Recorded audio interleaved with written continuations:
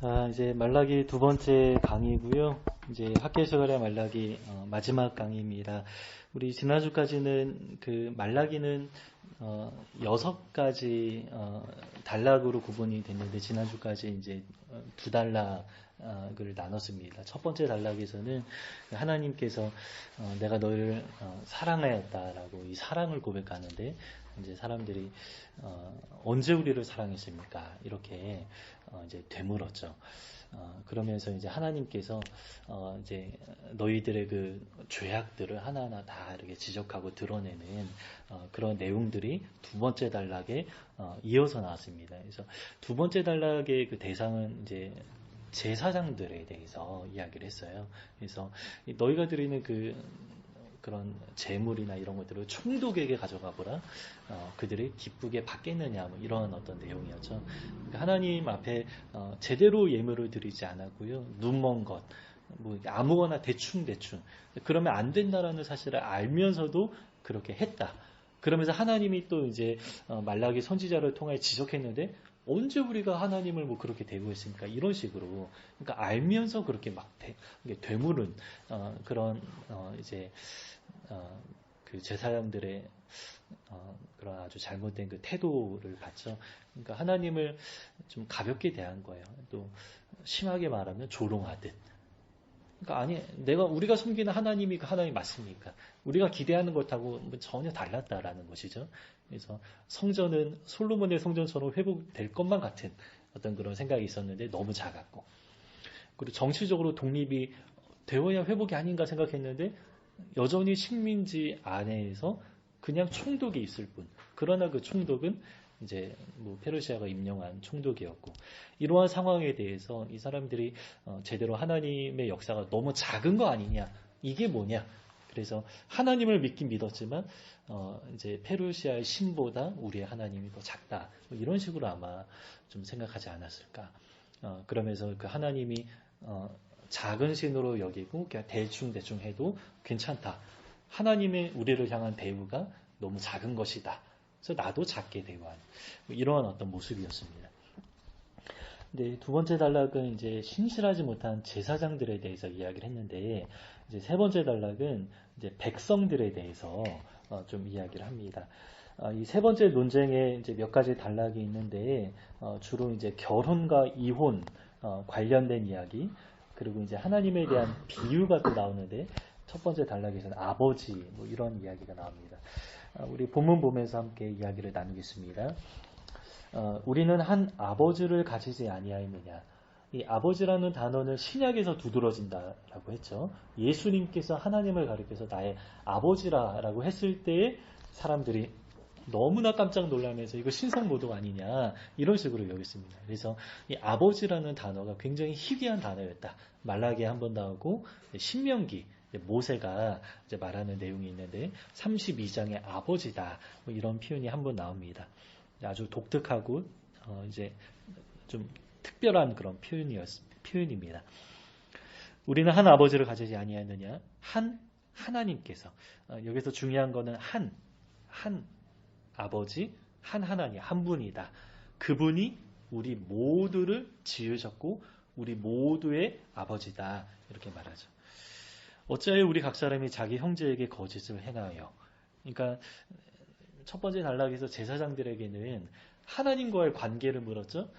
그런데 두 번째 단락에서 제사장들에게는 하나님과의 관계를 물었는데 세 번째 단락에서 백성들에게는 이제 너희들끼리의 어떤 그 관계에 대해서 사회 정의 이런 것들을 좀 지적하는 것이죠. 우리 각 사람이 자기 형제에게 거짓을 행하여 우리 조상들의 언약을 욕되게 하였느냐. 유다는 거짓을 행하였고 이스라엘과 예루살렘 중에는 가증한 일을 행하였으며, 자, 첫 번째는 거짓, 두 번째 가증한 일. 또 유다는 여호와께서 사랑하시는 그 성결을 욕되게, 세 번째 그 성결을 욕되게 하다. 이렇게 세 가지를 좀 지적합니다. 그러면서 이방신의 딸과 결혼하였다. 이게 다음 단락에 이어진 내용이 나오거든요. 근데 이방신의 딸과 결혼하였다. 이거는 이제 이방 여인과 결혼했는데 그냥 이방인과 결혼한 것을 지적하는 것이 아니라 이방신의 딸과 결혼했다.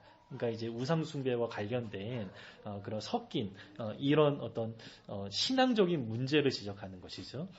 이방신의 딸과 결혼하면 어떻게 됩니까? 원래 결혼했던 자기 아내에 대해서 이제 소홀하게 대하는 어떤 이런 문제들이 이제 가정 안에 생긴다라는 것이죠. 이 일을 행하는 사람에게 속한 자는 깨는 자나 응답하는 자는 물론이요 만군의 여호와께 제사를 지내는 자도 여호와께서 다 끊어버리겠다라고 말하죠. 이 일을 행하는 사람에게 속한 자는 다 끊어버리겠다. 그런데 중간에 만군의 여호와께 제사를 드리는 자도 끊어버리겠다. 자, 이거는 이제 이 제사의 문맥을 봐야 되죠. 그동안 이 사람들이 어떻게 제사를 했는가? 굉장히 이제 멸시하는 마음으로 아주 소홀한 마음으로 제사했다. 그래서 여호와께 제사 드리는 것 자체가 나쁘다 이 말이 아니다라는 것은 우리가 문맥을 통해서 알 수가 있습니다. 아주 소홀히 자기 마음대로 이제 눈먼 것 조롱하듯 멸시하듯 이제 제사하는 그런 걸 지적하는 그런 내용입니다. 네, 우리 다음 페이지 다음 단락 보시면 이어진 내용입니다. 본격적으로 이제 이혼 이야기를 좀 하는데요. 너희가 이런 일도 행하나니 곧 눈물과 울음과 탄식으로 여호와의 제단을 가르게 하는도다. 그러므로 여호와께서 다시는 너희의 봉헌물 돌아보지 아니하고 너희 손에서 기꺼이 받지도 않겠다. 이제 먼저 지적한 것은 그 생활을 지적한 것이죠. 그러면서 이방 신의 여인과 결혼하면서 원래 아내에 대해서 소홀하는 이런 어떤 가정의 그 관계가 많이 깨어지고 뭐 이런 어떤 모습들에 대해서 지적하면서 이것이 곧 여호와의 제단을 가리게 했다. 그리고 너희가 그러한 삶을 살아가는데 내 앞에 나와서 아무리 제사를 드려도 나는 봉헌물을 돌아보지 아니하고 너희 손에서 기꺼이 받지 않겠다. 이렇게 말하죠. 그러니까 예배를 드리는 것 자체가 중요한 게 아니다라는 거예요. 그러니까 우리의 삶이 중요하다라는 것이죠. 이 내용은 그대로 로마서 12장 1절 2절에 그대로 나옵니다. 그래서 로마서 12장 1절 2절에서는 이제 우리에게 너희 몸을 거룩한 산 제사로 하나님께 드리라고 하죠. 그러니까 제사를 드리라. 이것이 너희 영적 예배다. 이렇게 말하는데 제물이 뭡니까? 우리의 몸이다. 라고 말하죠. 그래서 우리의 몸을 정결하게 하나님 앞에 드려야 되는데 로마서 12장 2절에 보면 너희는 이 세대를 본받지 말고 오직 마음을 새롭게 함으로 변화를 받아 하나님의 선하시고 기뻐하시고 온전하신 뜻이 무엇인지 분별하도록 하라. 이게 뭐예요? 하나님의 뜻을 분별해서 세상에서 거룩하게 다르게 살아가는 그 모습을 말하는 것이죠. 이것이 바로 하나님께 드리는 산 제사다. 우리의 이 삶, 이제 예배 드리는 그 시간만이 중요한 것이 아니라 이제 우리가 살아가는 그 모든 시간들이 하나님 앞에 이제 받아지고 드려지는 것들이다. 그런데 이 사람들은 그냥 봉헌물은 드렸는데 삶은 아니었어요. 그래서 내가 받지 않겠다 이렇게 말한 것이죠. 14절에 그 내용이 나옵니다. 너희는 이르기를 어찌 되매니까 하는도다. 그러니까 어찌 되매니까. 아니 무슨 어떤 상황인지 알면서도 이게 무슨 일입니까? 이렇게 되묻는 거예요. 그런데 이제 하나님 말씀하시죠. 이는 너와 내가 어려서 맞이한 아내 사이에 여호와께서 증인이 되시기 때문이라. 그래서 어릴 때 결혼했다라는 거예요. 유대인들은 이제 일찍 또 고대인들은 좀 일찍 결혼을 했던 것으로 이제 했던 것 같습니다. 그는 내 짝이요 너와 서약한 아내로 돼. 지금 결혼관계 이야기를 하고 있죠. 그런데 내가 그에게 거짓을 행하였도다. 그러니까 너가 아내에게 거짓을 행했다. 이거는 언약을 파기했다. 결혼 그 서약을 너희가 이제 파기했다. 이것이 바로 아내에게 거짓을 행했다. 이방 신의 여인에게 결혼한 것이 바로 이제 그런 것이다. 이렇게 말하죠. 15절 그에게는 영이 충만하였으나 이제 하나님을 말하는 거예요. 오직 하나를 만들지 아니하셨느냐. 이게 해석이 굉장히 어려운 구절입니다. 근데 이거를 여러 가지 이견이 굉장히 많이 있고 밑에 설명이 많이 나옵니다. 그런데 이제 가장 적절한 해석은 이겁니다. 하나님께서 너희를 한 몸으로 만들지 않았느냐. 그러니까 이게 결혼의 문맥에서 이야기를 하는 것이죠. 남자와 여자. 창세기 2장 24절에는 부모를 떠나 남자와 여자가 한 몸이 될지라 그러니까 연합하게 된다. 하나가 된다. 이런 말씀을 하시죠. 그래서 이제 여기서 오직 하나를 만들지 아니하느냐.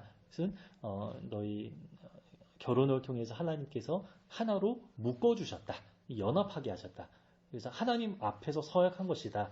이러한 의미입니다. 이는 경건한 자손을 얻고자 하심이라.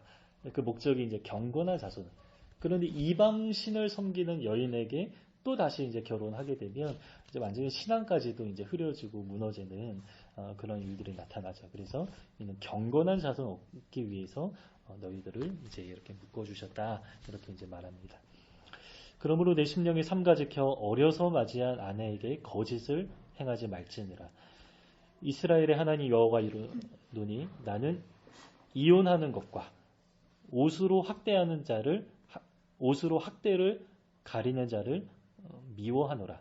자, 이혼하는 것도 미워하고 이혼하지 않았지만 학대를 했는데 그 학대한 증거를 옷으로 가리는. 그러니까 이제 몸에 그 증거가 있었겠죠. 그러나 옷으로 가리는 자는 미워하노라.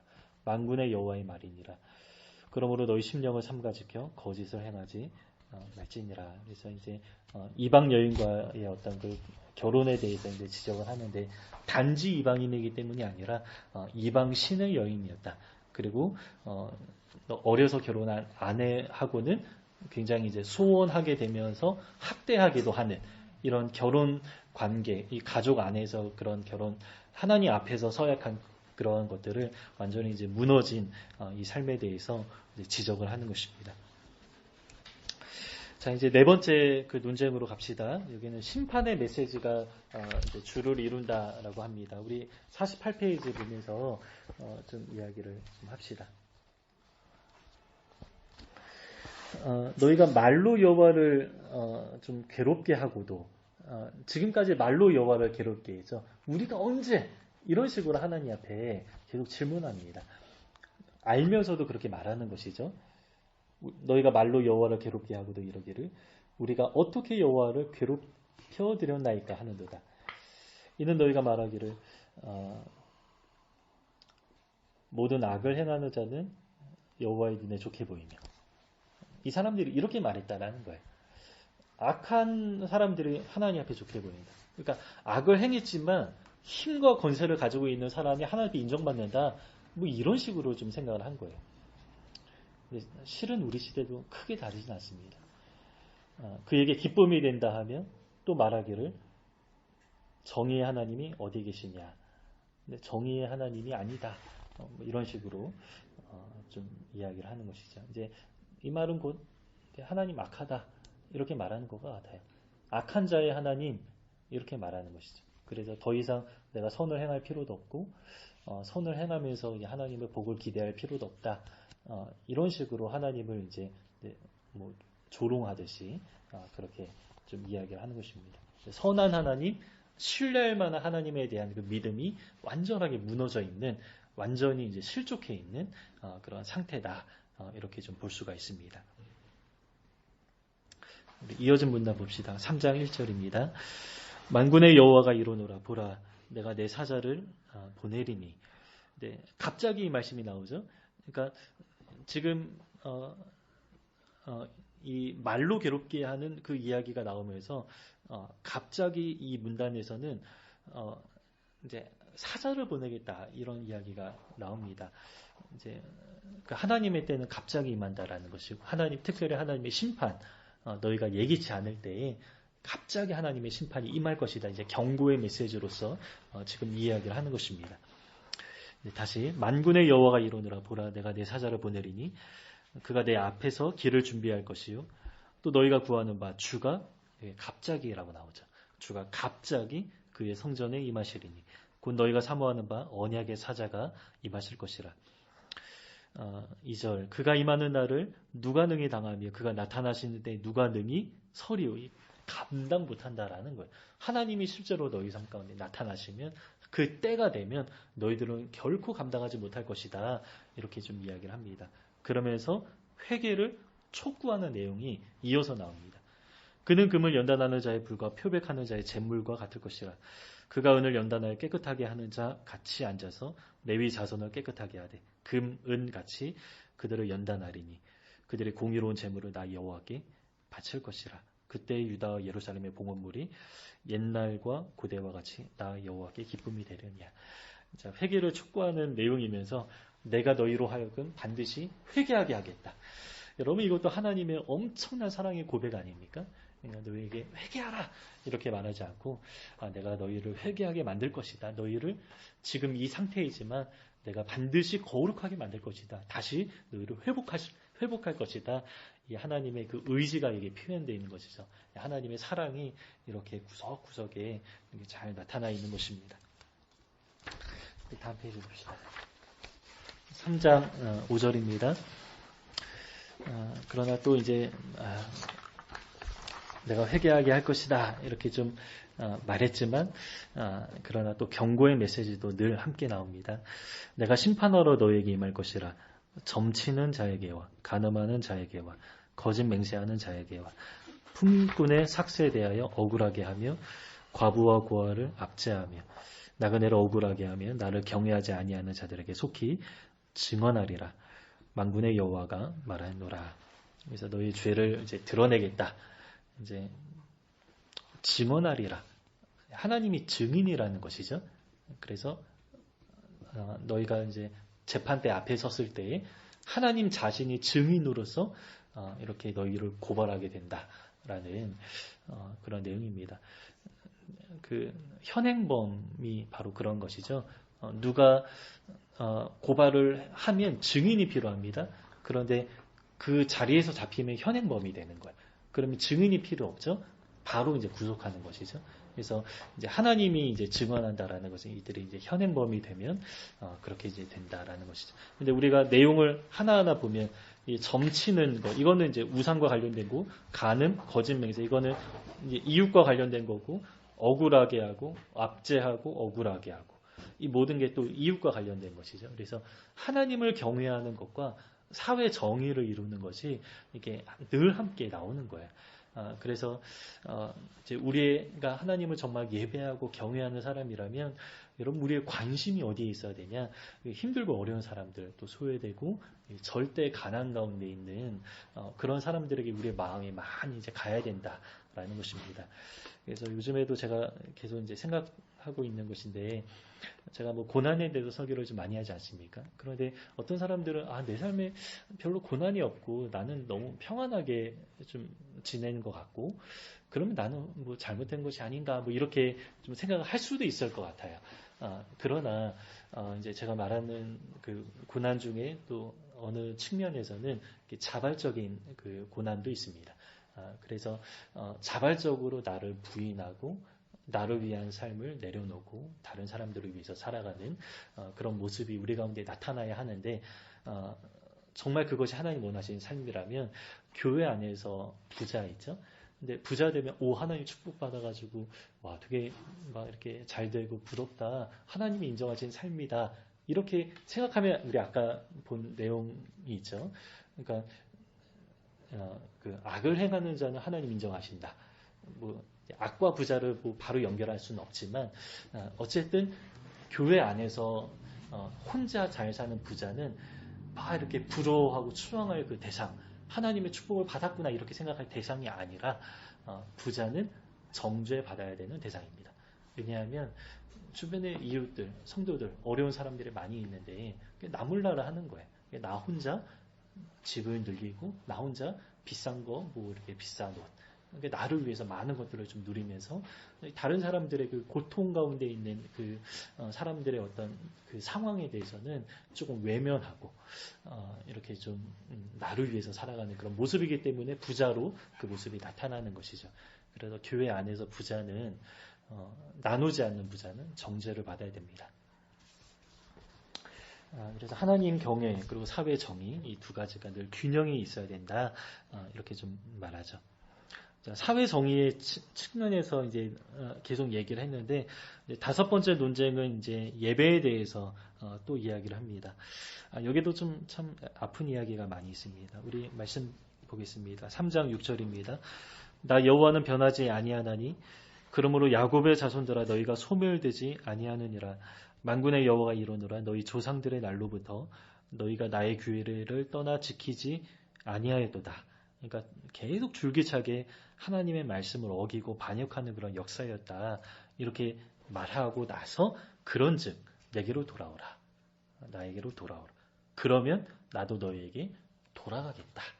돌아오라, 돌아가겠다. 이렇게 말씀하죠. 시편 90편 제가 정말 좋아하는 이제 시편인데 여기에도 여호와여 우리에게 돌아오소서. 내가 주님께 돌아가겠습니다. 이런 고백이 똑같이 나옵니다. 그런데 이 사람들의 이야기가 뭡니까? 너희가 이르기를 우리가 어떻게 하여야 돌아가리이까 하는도다. 이 말이 무슨 말입니까? 아니 나는 떠난 적이 없는데 어떻게 돌아갑니까? 나는 하나님을 떠난 적이 없습니다. 이렇게 말하는 거예요. 근데 지금까지 하나님께서 이 말라기를 통해서 계속해서 고발하지 않았습니까? 너희가 이런 죄를 지었다. 가정에서 이런 폭력이 있었다. 그리고 우상 숭배를 했다. 그리고 너희가 제사를 이런 식으로 드렸다. 얼마나 많이 말씀하세요. 그런데 이 백성들은 아직도 계속 논쟁하고 있는 중에 아직도 우리가 떠난 적이 없는데 어떻게 돌아갑니까? 이런 식으로 지금 이야기를 하고 있다라는 거예요. 자기의 어떤 상황, 자기의 실상에 대해서 아직 잘 모르는 그런 이제 당시 사람들의 그 모습입니다. 자, 다음 달러 봅시다.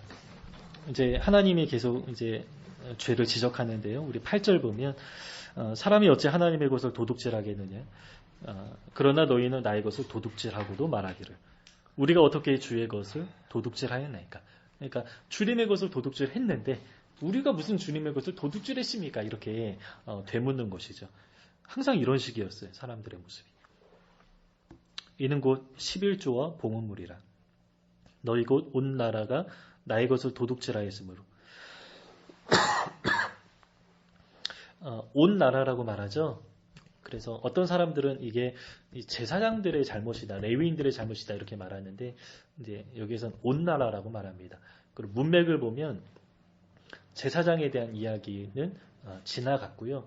백성에게 하는 이야기로 건너왔습니다. 그래서 이 이야기는 이제 모든 백성에게 다 적용되어야 되는 그런 이야기입니다. 온 나라가 나의 것을 도둑질하였으므로 너희가 저주를 받아내니라. 만군의 여호와가 이르노라. 너희 온전한 11조로 창고에 들여 나의 집에 양식이 있게 하고 그곳으로 나를 시험하여 내가 하늘문을 열고 너희에게 복을 쌓을 곳이 없도록 붙지 아니하나 보라. 이거는 하나님이 내가 너희를 축복한다 이런 말이 아니라 그러니까 하나님 이제 굉장히 화가 난 그런 이야기죠. 너희가 지금 가난하고 너희가 지금 땅에 소산을 내지 못하고 지금 이렇게 어렵게 살아가는 이유가 뭐냐? 하나님 앞에 제대로 11조와 봉헌물을 하지 않았다. 이렇게 말하는 것이죠. 11조와 봉헌물을 하면 자동적으로 축복이 온다. 이 공식을 말하는 게 아닙니다. 이제 이거는 어떤 축복에 대한 이야기가 아니에요. 그러니까 자꾸 이 말씀만 따로 떼어가지고 내가 너를 축복하겠다, 시험해보라 이런 식으로 말하면 안 돼. 이거는 축복이 아니라 경고입니다. 경고. 그래서 이 문맥이 어떤 문맥인지 우리가 좀 잘 알아야 돼요. 그런데 이 문맥을 제대로 이해하지 못하고 부흥 강사들이 너무 좀 이상한 쪽으로만 이야기를 합니다. 제가 지난주에도 이야기했지만 11조는 이제 신약 시대에 와가지고 폐지가 되었어요. 나중에 우리가 다음 주는 한 주 쉰다라고 했는데 우리 다음 주에는 좀 이렇게 간식 뭐 이렇게 같이 먹으면서 좀 11조 이야기를 제가 좀 한번 정리해서 잠깐 나누도록 하겠습니다. 네, 11조는 폐지가 되었습니다. 그러나 한국의 상황에서는 11조를 하도록 저는 권하고 싶습니다. 근데 만약에 정말 11조를 하기 좀 어려운 어떤 그런 상황이라면 제가 다른 방법을 좀 제안하도록 하겠습니다. 그래서 좀 우리 청년부 안에 좀 11조와 관련된 삶을 살아야 된다. 그러니까 이 11조 헌금을 드려야 되는 이걸 정말 저는 율법적으로 하고 싶지는 않아요. 11조와 관련된 이 삶이 어떤 삶인가 우리가 다음 주에 좀 나누기 원하고 그리고 이제 우리가 하나님 앞에 헌금을 드리는 습관을 조금 들여야 되는데 그래서 이거는 지금 어쩔 수 없었어요. 지금 오후 예배를 드리면서 헌금하는 시간이 없었기 때문에 우리 청년들이 좀 이렇게 할 만한 그런 기회도 없어요. 환경도 마련이 안 됐습니다. 그래서 이제 정말 부담 안 되게 이제 우리가 뭐 1,000원 정도 그러나 봉투에 담아가지고 이제 오후 예배 시간에 어떤 하는 방법을 좀 이렇게 한번 좀 생각을 해보려고 합니다. 그래서 이거는 좀 다음 주에 함께 이야기를 나누도록 하겠습니다. 11절 봅시다. 만군의 여호와가 이르노라. 내가 너희를 위하여 메뚜기를 금하여 너희 토지 소산을 먹어 없애지 못하게 하며 메뚜기까지 그만한데 하나님 얼마나 세밀하신 분이세요? 네, 이거를 금해서 이게 작은 미물을 금해서 너희 소산을 살리겠다. 너희 밭에 포도나무 열매가 기한 전에 떨어지지 않게 하리니 너희 땅이 아름다워짐으로 모든 이방인들이 너희를 복되다 하리라. 만군의 여호와의 말이니라. 이렇게 경고도 하지만 또 이제 또 하나님 격려도 하시고 그런 내용들이 계속 이어서 나왔습니다. 자, 이제 마지막 이제 6번째 논쟁인데요.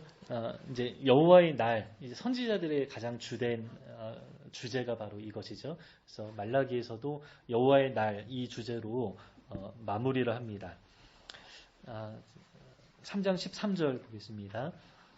여호와가 이르노라 너희가 완악한 말로 나를 대적하고도 지금까지 계속 이제 완악한 말이 나왔어요. 말라기는 굉장히 좀 독특하죠. 선지자들이 그냥 딱 선포만 하는 게 아니라 선지자하고 백성하고 논쟁합니다. 자꾸 이렇게 논쟁하고 이제 그런 어떤 내용들이 좀 나오는데 이제 백성들의 상태가 바로 이랬다. 근데 선지자와 백성의 논쟁이 아니라 하나님과 하나님을 대리하는 선지자였기 때문에 하나님과 이제 백성 간의 그런 좀 논쟁이 있었던 것이죠. 처음부터 끝까지 그래. 우리가 언제 그렇게 했습니까? 우리가 어떻게 돌아갑니까? 내가 떠나지 않았는데 이런 식으로 계속 하나님을 대하는 것입니다. 근데 지금 여기에서도 이래요. 우리가 무슨 말로 주를 대적하였나이까 하는도다. 근데 하나님은 너희가 완악한 말로 나를 대적했다. 그런데 우리가 언제 무슨 말로 주를 어떻게 대적했습니까? 14절 이는 너희가 말하기를 하나님을 섬기는 것이 헛되니 하나님을 섬겼지만 이거 헛된 것이다 이렇게 말하는 거예요. 그러니까 단지 여러분 이스라엘 그 공동체 이스라엘 나라 자체가 나라의 정체성이 당시 고대는 이 종교와 관련이 아주 긴밀하고 그렇기 때문에 이렇게 나라 안에 남아있을 뿐이지 우리 시대로 말하면 이런 사람들은 교회 이미 떠나고 충분히 떠난 상태를 말하는 거예요. 하나님 완전히 이 공동체를 떠난 거나 마찬가지입니다. 하나님을 섬기는 것이 헛되니 만군의 여호와 앞에서 그 명령을 지키며 슬프게 행하는 것이 무엇을 유익하냐. 그러니까 하나님의 명령을 지키는 것이 슬프다. 이게 무슨 유익이냐. 이런 식으로 이야기를 하는 겁니다. 지금 우리는 교만한 자가 복되다 하며 이게 부자가 복된 것이다. 이렇게 말하는 거예요. 제가 방금 얘기했죠. 부자는 정죄받아야 합니다. 성공한 자가 복되다. 이런 식으로 부와 성공을 추구하는 이 사람들의 모습입니다. 악을 행하는 자가 번성하며 이 세상적인 어떤 그 번성 이런 것들을 추구했던 것이죠. 하나님을 시험하는 자가 화를 면한다. 이제 하나님을 시험한다라는 것은 그냥 교묘하게 적당히 타협하며 살아가는 그런 사람들이 세상에서 화를 면한다. 이런 식으로 생각을 한 것입니다. 여러분 우리 시대 성도들의 생각과 다르지 않죠. 예. 그래서 제가 지난주 그런 설교를 좀 지겹게 하는 거예요. 제가 그동안 제 설교를 쭉 이렇게 돌아보니까 정말 고난에 대해서 설교를 정말 많이 하는구나 그런 생각을 좀 했는데 지난 주일에도 하나님의 인도하심이 무엇인가? 하나님의 도우심 이것이 무엇인가? 하나님 우리를 어떻게 도우세요? 넓은 길로 도우시는 것이 아니라 좁은 길을 가는데 끝까지 갈 수 있도록 도우신다. 그러니까 그런 면에서 교환 원리가 폐지되어야 된다 그랬죠. 하나님이 우리를 위해서 모든 것을 다 고통을 감내하시고 우리에게는 행복과 부와 예수님이 가난하게 우리를 부자 되게 하시고 이게 아니라 이게 교환 원리거든요. 그게 아니라는 거예요. 근데 하나님 예수님 우리를 대하시는데 코치처럼 대하십니다. 코치가 선수에게 대신 띄워주게 합니까? 아니죠.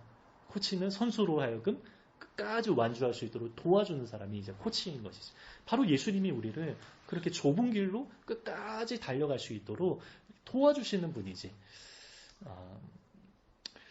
우리로 하여금 넓은 길로 멸망의 길로 이렇게 인도하는 분이 아니라는 거예요. 그러니까 우리가 부를 많이 누리면 여러분 어떻게 됩니까? 하나님 의지하겠어요? 의지 안 하죠. 그런데 하나님 우리한테 많은 부를 주시겠습니까? 결코 아닙니다. 조금 부족하게 하신다. 모든 문제를 그냥 한꺼번에 다 해결해 주시면서 정말 편안하게 행복하게 그렇지 않습니다. 골짜기로 건너가게 하십니다. 제가 지난 설교를 좀 다시 생각하면서 이 골짜기 생각해 봤는데 이 골짜기는 험한 협곡이거든요. 그런데 이제 성경이 우리를 비유하는데 동물로 이제 비유하는데 양으로 비유하기도 하고 또 사슴으로 비유하기도 해요. 근데 사슴 같은 경우는 다리가 얇지만 엄청 잘 뛰어요.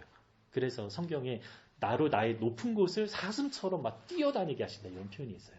그러니까 이 사슴은 어렵고 힘든 그 상황 속에서도 아주 막 힘차게 견딜 만한 그 능력이 있는 거예요. 막 뛰어다니면서 골짜기도 능히 넉넉하게 막 이렇게 다닐 수 있는 그 능력, 영적인 능력이 있다라는 그런 표현이거든요. 양은 어떻습니까? 양이 골짜기 어떻게 다녀? 다리 굉장히 얇죠? 몸집은 뚱뚱하죠. 그래서 경사가 지난 그런 경사가 험한 곳으로 가면 넘어져요. 넘어지면 어떻게 돼요? 자기 힘으로 못 일어납니다. 목자가 일으켜줘야 되고. 네, 그러니까 양이 골짜기를 건너는 그 모습을 좀 우리가 한번 상상해봐야 됩니다. 하나님이 우리를 이렇게 골짜기, 양이 골짜기를 건너듯이, 양이 협곡을 건너듯이 우리의 삶, 우리도 좀 뒤뚱뒤뚱하면서 정말 힘들어하면서 죽을 것 같은. 그러니까 양한테 골짜기는 사망의 음침한 이렇게 표현이 되는 것이죠. 양한테 골짜기. 나 이거 못 견디겠다. 이거 어떻게 하냐. 나 정말 죽을 것 같다. 불과 물을 통과하게 하신다 그랬죠. 조금만 가만히 있어도 죽는 그 상황 속으로 주님 때로 우리를 그렇게 인도하십니다. 그런데 그렇게 인도하신 이유가 뭡니까? 푸른 초장을 위해서, 영생으로 인도하기 위해서 주님이 우리를 그렇게 굳이 그렇게 인도하시는 거죠. 근데 그 주님의 인도하심에 대해서 이 사람들은 어쨌든 제대로 이해를 완전히 못했던 그런 사람들이죠. 그래서 처음부터 끝까지 하나님과 관계가 완전히 틀어져 있는 거예요. 그러니까 주님에 대해서 이해를 못하니까 틀어져 있는 것이죠. 그래서 우리가 하나님을 좀 제대로 알아가는 것이 아주 중요합니다. 네, 빨리 마무리합시다. 우리 16절 보면요.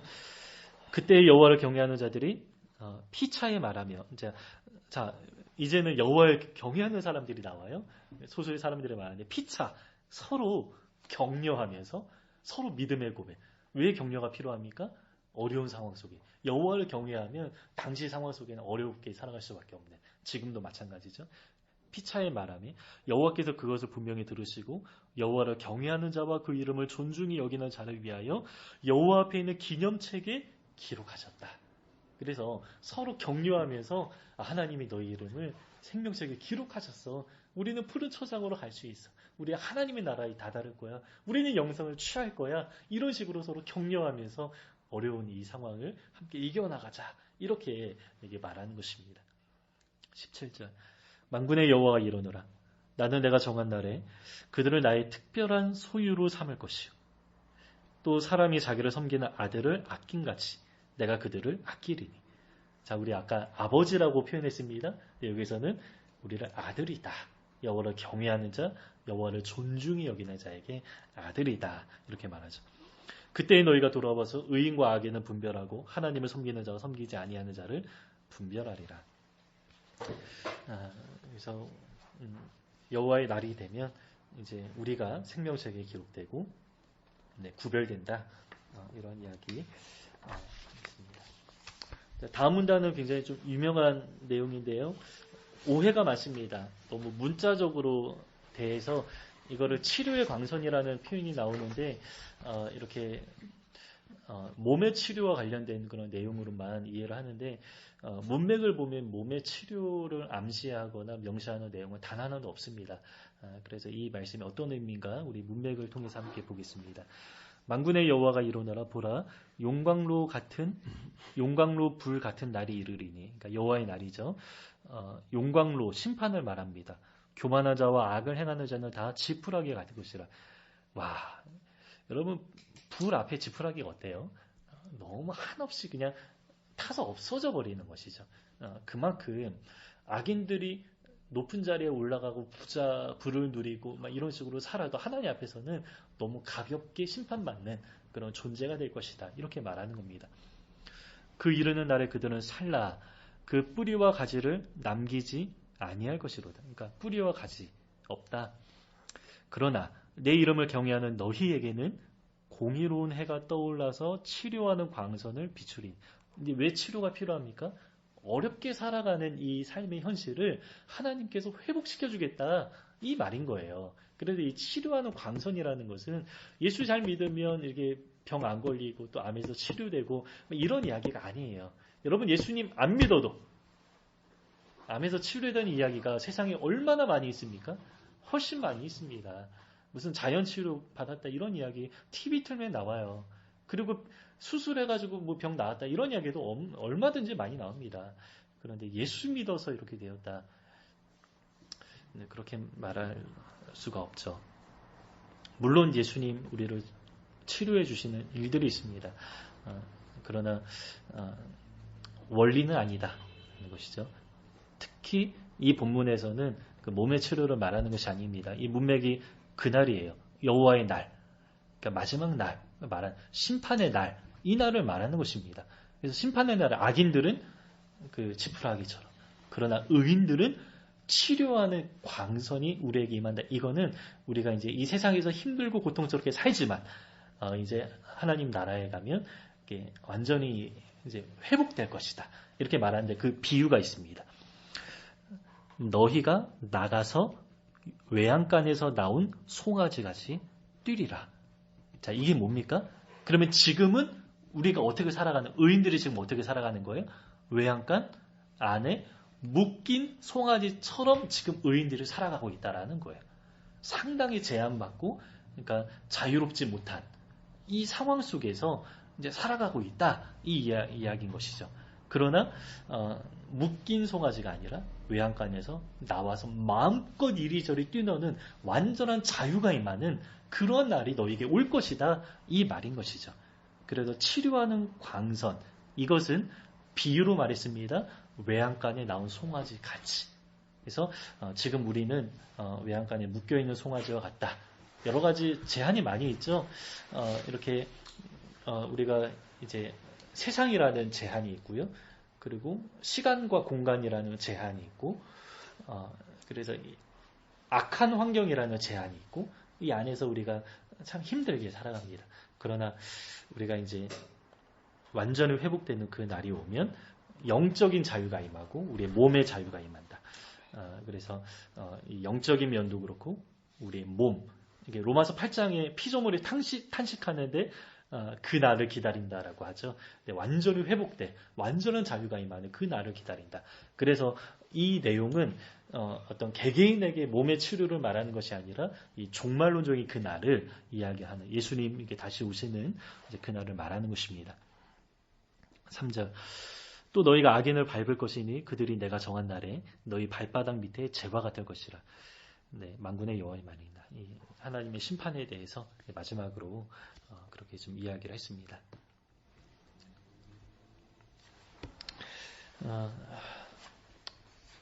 우리 베드로전서 2장 아닙니다. 우리 넘어갑시다. 우리 마지막 페이지 봅시다. 자, 4절입니다. 너희는 내가 호렙에서 온 이스라엘 위하여 내 종 모세에게 명령한 법 곧 율례와 법도를 기억하라. 자, 지금 말라기가 가장 마지막 책입니다. 그런데 성경의 가장 처음 책이 모세오경으로부터 시작했습니다. 그래서 이 하나의 어떤 일관된 흐름 안에서 통일성이 있다. 그래서 성경이 저자도 굉장히 많이 있고 다른 어떤 시대 가운데 다른 배경 속에서 굉장히 많이 쓰여진 것이지만 이 말라기를 마무리하면서 모세를 이제 말합니다. 그러면서 이제 구약이 하나의 그 통일성 안에서 있다. 그리고 요한계시록도 이제 전체가 또 하나의 어떤 그 성경을 완전히 뒤덮는 그런 이야기로 마무리를 하는 것처럼 이제 말라기도 이제 모세오경을 이렇게 지시하면서 구약 전체를 이렇게 하나로 묶어냅니다. 내 종 모세. 예. 그냥 넘어갑시다. 예. 자, 마지막 단락입니다. 보라, 여호와의 크고 두려운 날이 이르기 전에 내가 선지자 엘리야를 너에게 보내리니. 이 엘리야는 세례 요한을 말하는 것이죠. 그래서 이 세례 요한이 이렇게 왔는데 엘리야의 마음을 가졌다. 그리고 엘리야처럼 가죽 옷을 입고 가죽 띠를 띠고 살았습니다. 그래서 그 모양이 겉모습이 엘리야 같았고 그 심령이 엘리야 같았습니다. 그래서 엘리야를 보낸다라는 것은 엘리야를 환생시키겠다. 이런 말이 아니죠. 성경에 환생이라는 그 개념은 없습니다. 근데 이제 사람들은 그렇게 유대인들은 오해를 하기도 했습니다. 그가 아버지의 마음을 자녀에게로 돌이키러. 여기도 마지막으로 아버지 자녀 비유가 나오죠. 그래서 말라기에서 아주 특징적인 게 하나님이 아버지로서 내가 너를 사랑한다. 그리고 너희가 지금 이런 상태지만 결국에는 내가 돌이키겠다. 이런 사랑의 어떤 그 절절한 내용이 이제 마지막으로 나옵니다. 아버지의 마음을 자녀에게로 돌이키게 하고 자녀들의 마음을 그들의 아버지에게로 돌이키게 하리라. 돌이키지 아니하면 들었거니 내가 와서 저주로 그 땅을 칠까 하노라 하시니라.